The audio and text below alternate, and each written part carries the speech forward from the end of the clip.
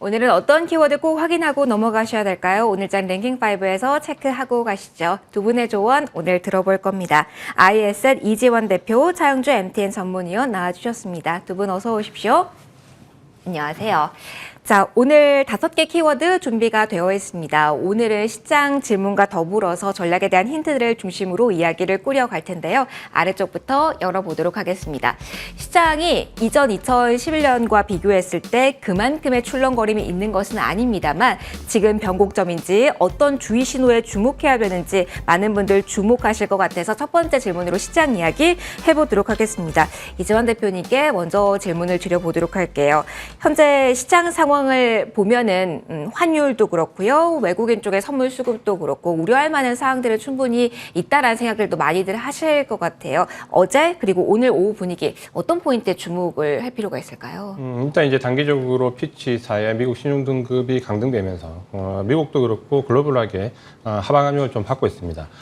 우리가 이제 지난번 그 2011년도에 비슷한 미국의 거버넌스 문제로 S&P에서 신용 등급을 강등했을 때 S&P 500이 그 당시 기준으로 4일 동안 한 16.8% 정도 하락을 했습니다.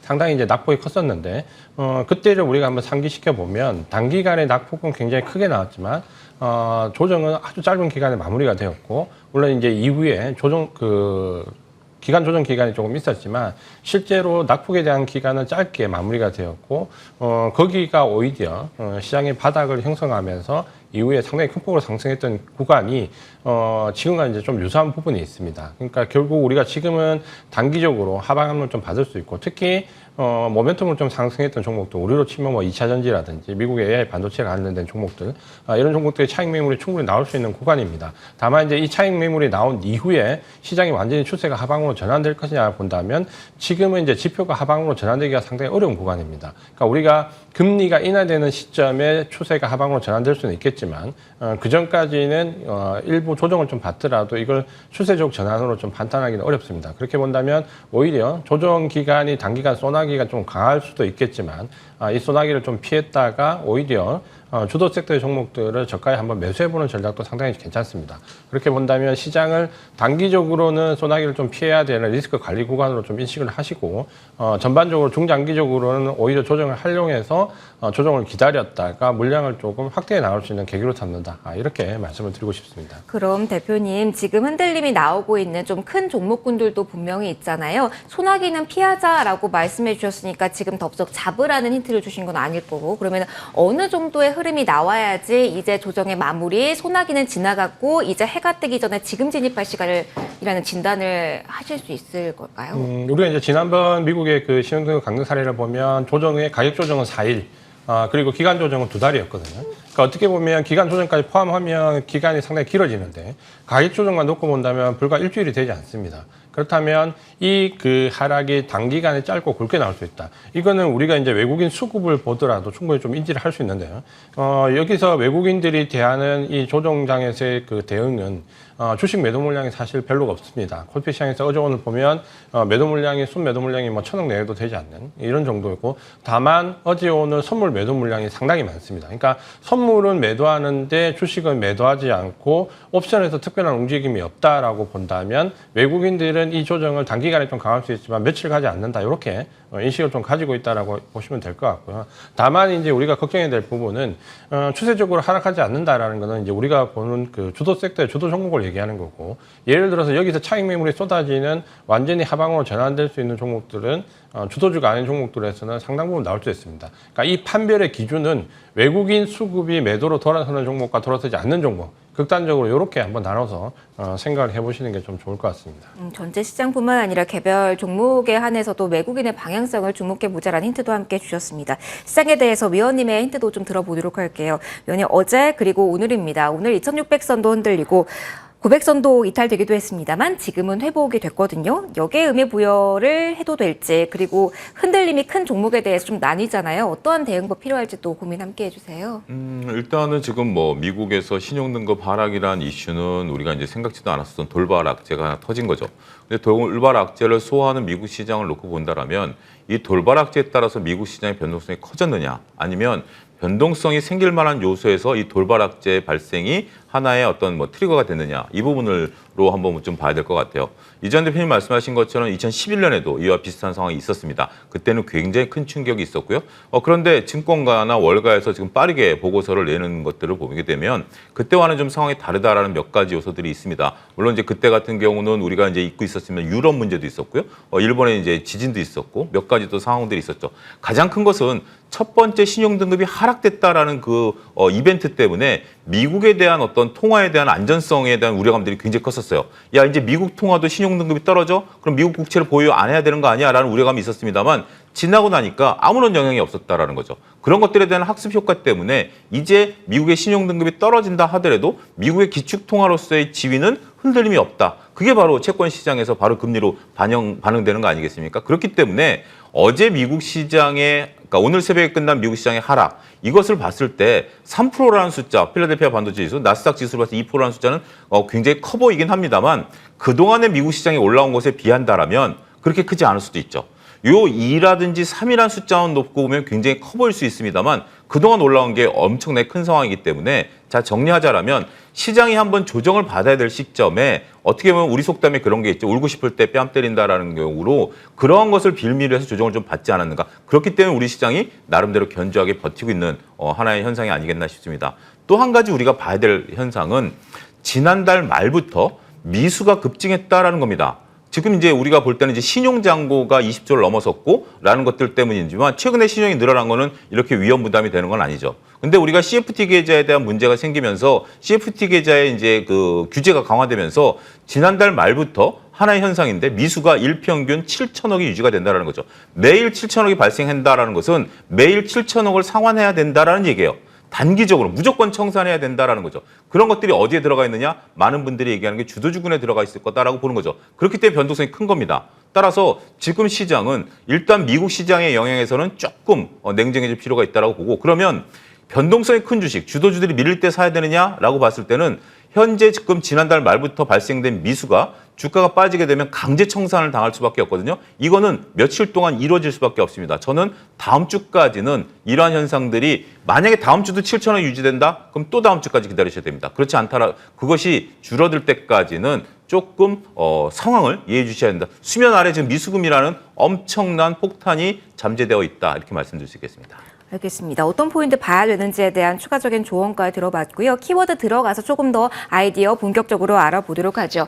4위 보도록 하겠습니다. 이 정도면 버틴다, 잘 가고 있다라는 판단을 하면서 지켜봐도 될지에 대한 물음표 가지고 계속 이어서 위원님께 먼저 첫 번째 질문 2차 전지에 관해서 드리겠습니다. 지켜봐야 된다라는 전반적인 힌트를 주시긴 했는데요. 지금 2차 전지 잘 가던 종목들 이 정도면 괜찮다, 굳건하다라고 일단은 볼 수 있을지요? 예, 표면상으로는 굉장히 굳건합니다. 잘 버티고 있다라고 말씀드릴 수가 있겠고요.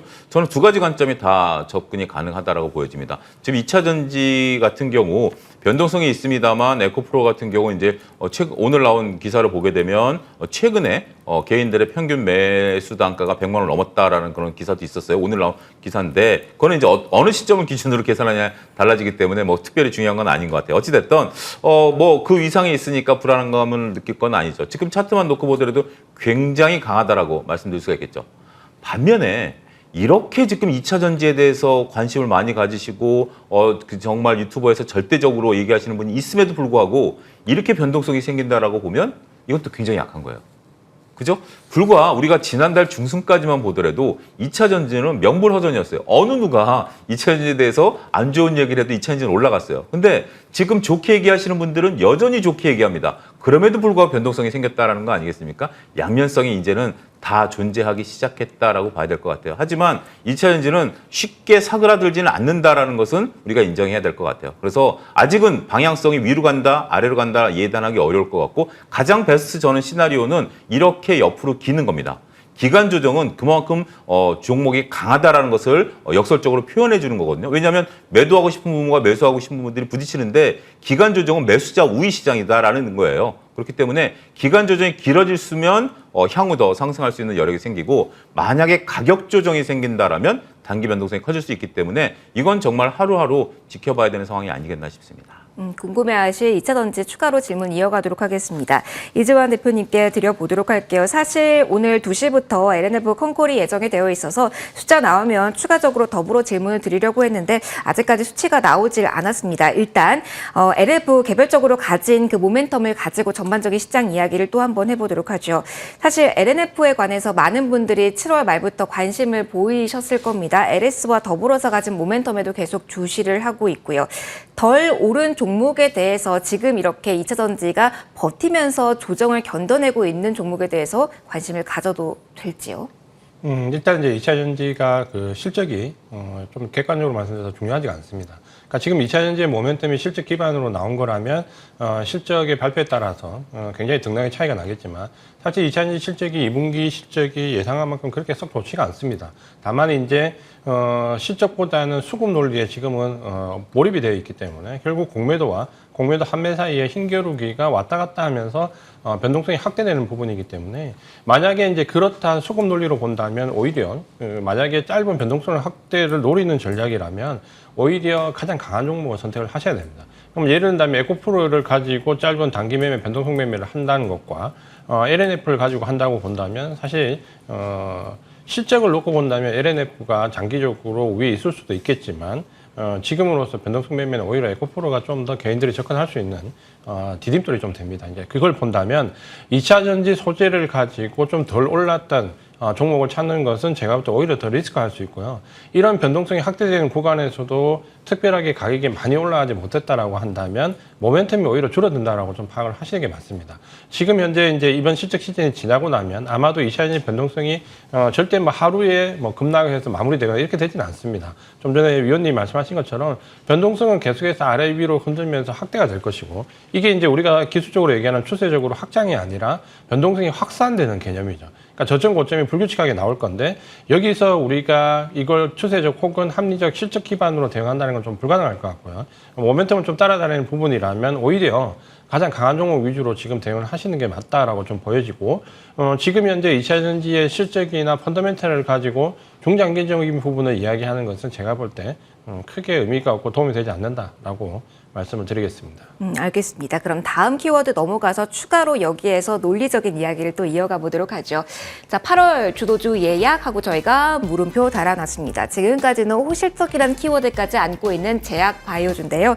대표님께 이야기 좀 이어가 보도록 할게요. 일각에서는 2차 던지에 쏠렸던 수급이 이쪽으로 향하고 있다. 2차 던지가 폭발적인 시세를 보였을 때 사실 ETF 출시가 계속해서 있었는데 오늘도 그렇고요. 예정된 제약바이오 ETF도 많습니다. 그렇기 때문에 주목을 해도 될지 수급 논리로 봤을 때는 지금 이쪽 보는 쪽 어떻습니까? 일단은 이제 관심을 가져볼 만합니다. 관심을 가져볼 만하고 최근에 이제 액티브 ETF들이 출시가 되면 뭐 2차 전지에서도 우리가 경험을 해봤지만 어쨌든 그 돈이 몰리고 모멘텀이 좀 몰리는 건 사실입니다. 여기에 제약바이오 같은 경우는 상당히 오랫동안 조정을 또 많이 받았습니다. 특히 팬데믹 이후에 대형 제약사들 위주로 조정을 많이 받았는데 이게 최근에는 신약 출시와 좀 맞물리면서 펀더멘탈이 턴어라운드 되는 종목들이 꽤 많이 나옵니다. 그러니까 결국은 펀더멘탈이 턴어라운드 되는 부분과 함께 수급상의 모멘텀도 좀 바뀌고 있기 때문에 일단은 긍정적으로 우리가 평가를 좀 해볼 필요가 있습니다. 다만 과연 이제 실적이 실제적으로 신약 모멘텀을 받아서 늘어나는 종목과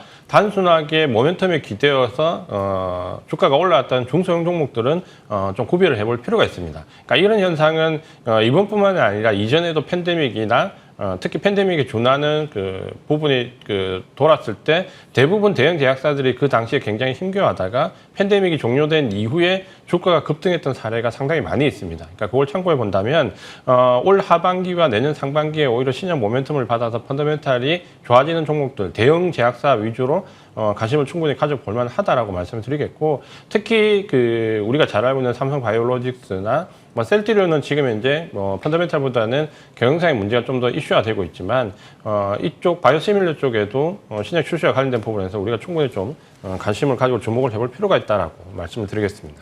대형 제약 쪽에 대해서 이야기를 해주셨잖아요. 그럼 요거 하나만 추가로 대표님 짚어보고 갈게요. 대형 제약사라고 해서 사실 다 못 간 건 아닙니다. 뭐 유한양행 같은 경우는 고점 부근이고요. 많이 올라서 주목을 많이 받고 있는 제약주가 있고요. 여전히 바닥권에 있는 대형 제약주가 있잖아요. 이쪽은 어떻게 생각하시는지 궁금합니다. 지금 현재 이제 7월달 기준으로 보면 바닥이 어느 정도 확인이 좀 돼야 된다고 보여집니다. 그러니까 7월달부터 바이오 종목이 좀 바뀌었고, 특히 그 7월달 전에 2분기 실적 그 시즌에 들어오면서 미국의 그 제약 바이오 업종이 EPS 상향되는 쪽으로 이게 좀 옮겨갔거든요. 바이오 섹터가. 그러면서 이제 그 매기가 외국인들 중심으로 해서 우리나라도 좀 전이되는 모습을 좀 보여줬기 때문에 적어도 지금 7월 달에 우리가 바닥을 좀 확인할 수 있는 종목들 위주로 좀 접근을 하시는 게 좋을 것 같고요. 다만 여기서 이제 더 가냐 덜 가냐의 문제는 반드시 신약 출시와 관련되어 있는 스케줄과 3분기, 4분기 EPS 상향 등을 좀 따져볼 필요가 있습니다. 그렇게 본다면 삼성바이오로직스나 셀트리온도 실적이 나쁘지는 않습니다. 그리고 유한양행, 종근당 뭐 이런 대형 제약사들은 좀 주목할 필요가 있다라고 말씀을 드리겠습니다. 실적 키워드가 나와서 대형 제약사에 대한 이야기를 좀 해봤는데요. 기다리고 있던 LNF의 실적이 나와서 여기에 대한 코멘트 듣고 넘어가도록 하겠습니다. LNF 2분기 매출액은 1조 3,682억 원 나왔습니다. 1조 6천억 정도 예상을 했는데 예상치 하회한 구간이고요. 더욱더 중요한 거는 영업이익일 겁니다. 영업이익이 30억 원입니다. 사실 시장 컨센 평균으로 본다면 600억 원대였고요. 그보다 조금 더 밑으로 내려갔을 때는 300억 원 정도를 시장이 낮게는 예상을 했는데 그보다 큰 폭으로 내려간 시장 예상치를 하회하는 실적이 지금 수치로 나온 겁니다. 1% 정도의 상승 흐름을 보였던 LNF 현재는 보합권입니다. 약보합권으로 내려가는 흐름 조금씩 힘이 빠지나 싶기도 한데요. 지금부터 컨콜이 5시까지 이어질 겁니다. 어떤 모멘텀을 기대해 볼 수 있는지 상당히 실망스러운 영업이익이거든요. 어떻게 봐야 될지에 대한 짧은 코멘트 좀 듣고 싶습니다. 위원님께 마이크 넘길게요. LNF 지금 이렇게 수치 나와서 이렇게 반응 나옵니다. 어떻습니까? 몇 가지 좀 뒤져봐야 될 상황들이 있네요. 일단 매출이라든지 영업이익에 대해서는 이전 대표님 말씀하신 것처럼 지금 저희가 2차 전지를 지금 당장 실적 보고 투자한 거 아니잖아요. 어차피 미래를 보고 투자한 거기 때문에 이 부분에 대해서는 그렇게 크게 중요하지는 않다라고 봐요. 특히 이제 매출액에서 영업이익이 이제 급감한 것이 과연 원재료 문제 때문인지 아니면 수익성을 이제 건드릴 수 있는 어떤 뭐 판매 단가의 악화인지를 좀 봐야 되는데 한 가지 특이한 상황이 있습니다. 영업이익이 30억인데 당기 순이익이 560억이에요. 그래서 이건 흑자 전환됐습니다. 그러면 이게 대략 한 500억 정도의 영업의 손익이 발생했다라는 거거든요. 영업의 손익이 500억 정도 발생한 것이 기존에 우리가 어떤 뭐 손실을 환입시켰던 뭐 이런 거인지 아니면 특별 손익인지 이것을 좀 봐야 될 것 같아요. 단순하지 않고 좀 복잡하고요. 요거는 좀 깊게 들어봐야 하겠습니다만 일단 지금 이 정도는 생각보다 덜 나왔다 하더라도 그렇게까지 충격적이지는 않은 거고 미래를 위한 것에 대한 투자 때문에 이렇게 됐다라고 본다라면 저는 긍정적으로도 해석은 할 수 있을 것인데 조금 깊은 얘기를 좀 봐야 되는 지금 당장 이 수치만 갖고 판단하기는 쉽지 않은 형국이다라고 말씀드릴 수 있겠습니다. 맞습니다. 추가적으로 어떤 내용이 나오는지가 아무래도 저희가 기대감, 성장성을 안고 있는 종목이기 때문에 중요할 겁니다. 코멘트가 만약에 의미 있게 나오면 저희 방송 진행하는 중에 또 한 번 언급을 드리도록 할게요. 일단은 실적 나오고 이렇게 하락폭 커지고 있는 구간에서 코멘트 들어봤습니다. 위원님께 계속해서 제약바이오 쪽의 이야기도 들어보도록 할게요. 여기에서도 실적 이야기를 해야 될 것 같고요. 수급 이야기를 해야 될 것 같은데 2차 전지의 흐름, 그동안의 흐름, 그리고 제약바이오 좀 연결고리 있는지도 궁금하고요. 코로나 테마도 살펴주세요. 워낙 강하게 뛰고 있을 때 이건 지난번과 다릅니까? 어떤 대응 필요할까요? 코로나 상당히 좀 안타깝습니다. 뭐 주위에 요즘 코로나 걸리신 분들이 많죠. 그리고 오늘 이제 당국이 그 대중교통 이용할 때는 마스크를 좀 쓰십사고 구두로 권고를 했고 우리가 이제 코로나 더 한 단계 더 방역을 완화하는 단계를 재검토해서 다음 주에 발표하겠다라고 오늘 공식적으로 다시 나왔죠. 그렇기 때문에 코로나가 이제 들썩거리다 보니까 진단키트라든지 이런 것들이 지금 다시 곽광을 받고 있습니다. 재고가 많은 상황이지만 이게 소진된다라면 진단키트가 다시 될 수 있겠죠. 코로나 재유행에 따른 어떻게 보면 테마가 형성됐다라는 부분으로 이해를 하셔야 될 것 같습니다. 두 번째는 지금 올라가는 종목들의 특징을 보면 한미약품, 삼성바이오로직스, 그다음에 SK바이오사이언스, SK바이오팜, 유한양행이죠. 이들의 공통점은 뭘까요? 이것을 찬지하는 게 가장 중요하다고 보입니다. 첫 번째는 단순하게 봤을 때는 수익성이 대폭 개선되는 겁니다. 두 번째는 어디서? 해외에서라는 거죠. 지금 이제 대장주로서 우리가 유한 양을 보지만 해외 사업부 매출이 12%가 증가했습니다. 이 부분이 첫 번째고요. 두 번째, SK바이오팜 주가가 가장 좋죠. 여러분들 저희 이제 끝나고 나면 유튜브로 저희 이제 MTN 방송이 올라가는데 MTN 한라인 5라는 그 코너가 있습니다. 요거는 이제 MTN 소속된 기자분들이 전문적인 내용을 올리는데 이분들이 7월 30일 어떤 얘기를 올렸냐면 SK바이오팜의 매출 총이익률이 90%에 달한다라는 영상을 하나 올리신 게 있습니다. 꼭 한번 보실 필요가 있고요. 이건 뭐냐면 우리가 FDA 승인을 받아가지고 미국에서 직접적으로 의약품을 판매하기 시작했고 이런 것들이 높은 수익을 구가할 수 있다라는 어떤 전문적인 내용입니다. 꼭 보실 필요가 있고요. 그 다음부터 제약바이오주들의 대형주들이 반응하기 시작했고 더군다나 우리가 셀트리온 같은 경우 램시마 SC에 대한 FDA 승인이 곧 나올 거 아니겠습니까? 그러면 또 직접 판매가 이루어지는 거죠. 그런 어떤 패러다임의 변화에 따라서 대형 제약사들이 움직인다라는 흐름도 정확히 읽어내실 필요가 있지 않을까 말씀드릴 수 있겠습니다. 뉴스에 워낙 빠르고 강하게 화답하는 시장이다 보니까 뉴스 꼼꼼하게 체크하셔야 될 것 같습니다. 뉴스 확인하시면서 제약바이오 대형주 중심으로 한번 추이 살펴보시는 전략에 대한 이야기 좀 힌트 참고해 보시고요. 저희 다음 키워드로 넘어가도록 하겠습니다. 여기 좀 고민 되실 것 같습니다. 뉴스는 계속 나오는 듯한데 부각이 크게 안 되는 구간이어서일지 아니면 수급적인 논리일지 HBM 중심의 낙폭이 확대되고 있습니다. 어제는 SK 하이닉스가 크게 5장 흔들림을 보였는데요. 오늘 소부장단에서 특히 SK 하이닉스 향 종목들이 좀 많이 흔들리고 있어서 어떻게 봐야 될지 모르겠습니다. 조정폭이 상당히 크네요. 자, 대표님께 먼저 이 반도체 쪽 질문 드려보도록 하겠습니다. 워낙 시장이 오르고 내림폭이 강해서 이게 많이 내리는 거라고 하기에도 어쩔 때는 사실은 조심스럽긴 합니다만 어쨌든 큰 수치로 흔들림이 나오고 있거든요. 가장 일군 종목으로 HBM 수혜주라고 엮였던 종목이 이렇게 많이 내리고 어떻게 보면 장기간일 수 있을 것 같아요. 투자자분들에게는 이렇게 조금씩은 소외되는 국면이 길어질 땐 어떤 시각 가져야 될까요? 일단 이제 낙폭에 대한 좀 우려감이 좀 커질 수 있는데, 이거를 이제 일단은 제가 볼 때는 실적 베이스로 한번 면밀히 따져볼 필요가 있습니다. 그러니까 예를 들면 2차 전지도 마찬가지지만 반도체도 AI 반도체가 모멘텀을 타면서 어떻게 보면 실제로 HBM 반도체에 기대해서 실적이 레벨업되는 종목들도 있고 단순하게 여기에 발을 걸쳤기 때문에 모멘텀으로 급등했던 종목들도 상당히 많이 있습니다. 특히 우리 코스닥에서 보시면은 호국용 쪽이나 이 호국용 관련되어 있는 혹은 펜미스 관련되어 있는 쪽 여기까지도 어떻게 보면 무리하게 확장 해석을 해가지고 상당히 좀 확장됐던 부분들이 좀 있거든요. 그러니까 이런 종목들이 아마 이번 조정 구간에서 급락을 좀 피하기 어려울 거고 또 한 가지는 반대로 이제 실적 기반으로 올라가는 종목들인데 조정을 받는 경우입니다. 그러니까 하이닉스도 이틀간 조정을 좀 받았고 이스페타시스도 지금 현재 조정을 좀 크게 받고 있는데 예를 들어서 만약에 지금 현재 조정을 받는데 실적 기반이 좀 EPS 상향이 확인된 종목이라면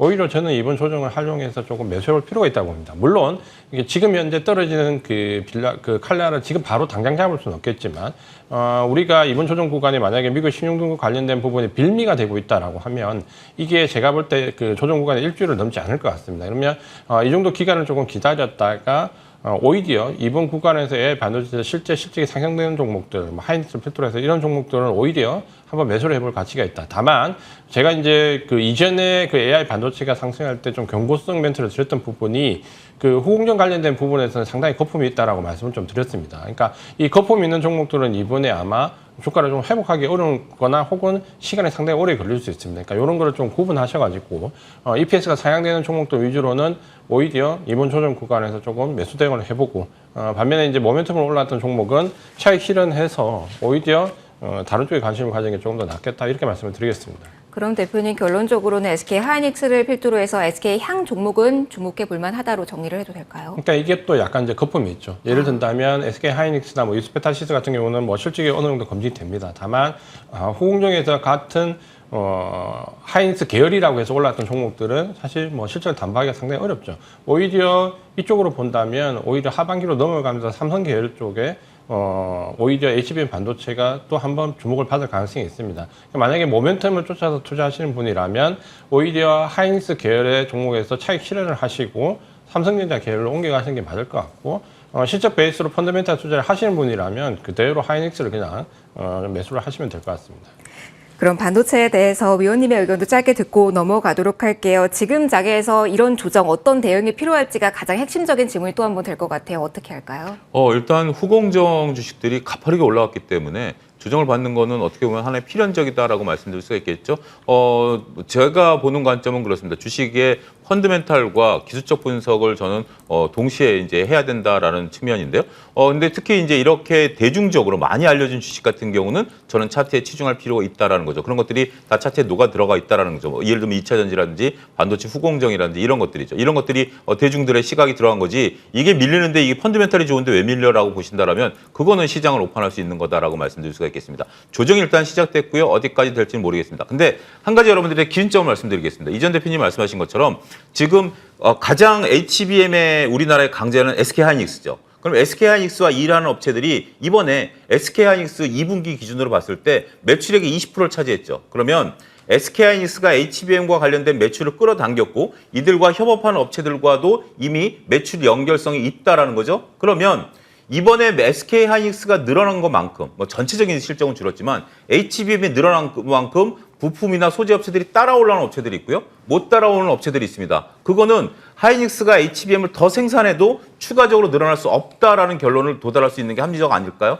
그렇기 때문에 여러분들이 지금 아직까지 중소형단에 있는 기업들이 실적이 아직 다 나오지는 않았어요. 근데 이달 15일까지 실적은 나오도록 돼 있습니다. 법상 45일이니까 8월 15일까지 나옵니다. 그러면 여러분들이 HBM과 관련된 그 부품이나 소재 업체들을 하이닉스 때문에 사셨다라면 그거에 대한 연결고리를 한번 찾아보고 그런 걸 바탕으로 해서 향후 투자에 대한 포인트를 삼으시는 게 가장 합리적이고 논리적이지 않을까 말씀드릴 수 있겠습니다. 반도체에 대한 두 분의 의견까지 들어봤습니다. 1위 빠르게 보도록 하죠. 어제에 이어서 오늘도 키워드로 저희가 올려놨습니다. 변동성은 확대되고 있습니다. 열풍의 끝물일지 그리고 어떤 아이디어가 필요할지 간략하게 드려보도록 할게요.